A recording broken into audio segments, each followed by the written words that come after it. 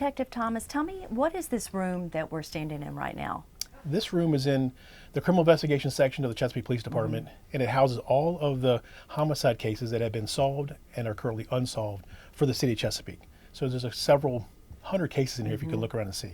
And going back to what year? Well, if you look behind you, it's from the 60s, very early on. The books are going to be thinner. There's going to be handwritten notes in there. As they bring them back here, they were typewriting them, they typing the notes and putting them in binders.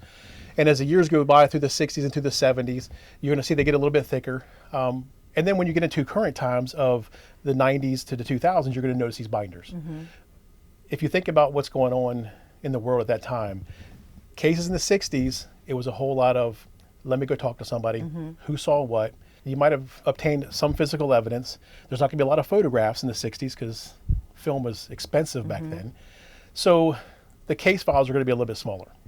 Then you move into the 2000s or 99 or 2000s, we start to get things in the world like cell phones. We're starting to do computer searches. So we get somebody's cell phone record now, and it could come back with a couple hundred, if not thousands of pages of data.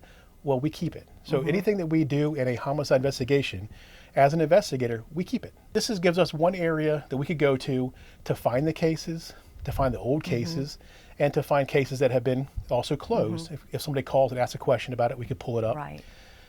Your show is the cold case, right? Right. So when you were to call and say, I want to talk about a case from 1977, there has to be somewhere to have that case. Right. So we come in here, we pull out a 1977 case, and it is like looking at a time capsule. You flip it open and you start reading things about how detectives were back then, who they talked to, what was important back then. And sometimes you read these cases and try and figure out, well, why did they mention this? Well, because in 77, that was important. Right, right. In 2025, it might be like, that doesn't mean anything to me now, but it meant a lot then. So it's interesting to read the cases. Especially now that we're in the digital age, Yeah. everything is so different at your fingertips. And you talk about like going back into the 70s or 60s, where you couldn't just Google something. Right. You had to really do a lot of footwork. 100%. So if I wanted to find out about anybody's history, so let's just say, for example, it's 1975. You're the victim of a crime. I know your name, and I know who you are based on what I'm seeing at this crime scene, and possibly from your family that we're gonna talk to. If I want to know about who you really are, I have to go find your friends. I have to go look at, find your family, find your employer, talk to your employer. A lot of times now, that is true. We can keyboard a little bit of it, but we still do a lot of street work. But the computer gives us a head start. Right. So now I can look you up and find you on Facebook, or I can find you on social media, and I can know, oh, look, she's into what her hobbies are. These are her friends. This is where she hangs out. Let me start going those places and see who knows her. Right. That didn't exist in the 60s and 70s. It was pretty much, hey, I know this lady and her mom lives down the street, so you go to that house down the street. Mom says, well, she had a best friend and she lives over here. You go to the best friend's house. That's how that works. And if they're home, or if you rang the phone, it was busy and you couldn't just sort of different, very much so that it is now. No cell phones. You're leaving messages on phones. You're hoping they call back. And if they don't, you're going back out to the house again. Yeah. So what does it take to solve a cold case? So to solve a cold case, it's really going to take some information that's going to be that, we keep saying it, the puzzle piece, right? It's difficult. We're not going to hold back on it. It's difficult. Cold cases, they'll have information that's going to come to us. We follow up on the information. Cold cases also have evidence, right? So if I collect evidence in the 70s, the officers who did the job back then, they didn't know why they were collecting it, but they knew it was important. Let's pick up this carpet fiber or this piece of clothing. Let me collect it because I know it's important. So we have evidence in a lot of these cases. So we go through, we want to triage them because we don't know, number one, how the evidence was packaged. If it's picked up in the 60s or 70s, more than likely it was put in plastic. Plastic is bad.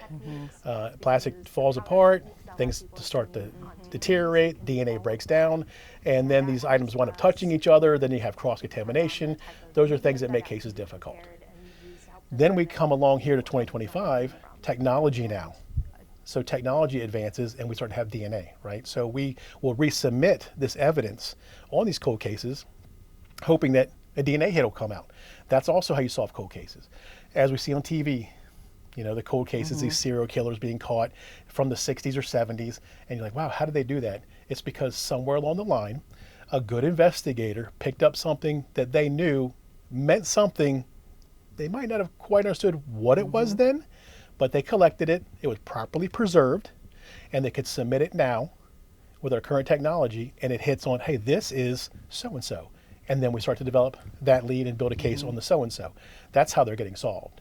And somebody coming forward. Sure, somebody coming forward is always welcomed. We're always trying to do that. But minus somebody coming forward, I just want people to understand that we take it upon ourselves to come in here and go, hey, this is a good case for an evidence resubmission. Let's do it ourselves. So even though somebody might not call on a case, the time could come that an investigator could just be like, I'm going to try this one. They'll come in and pull it, they'll resubmit it, and it could hit.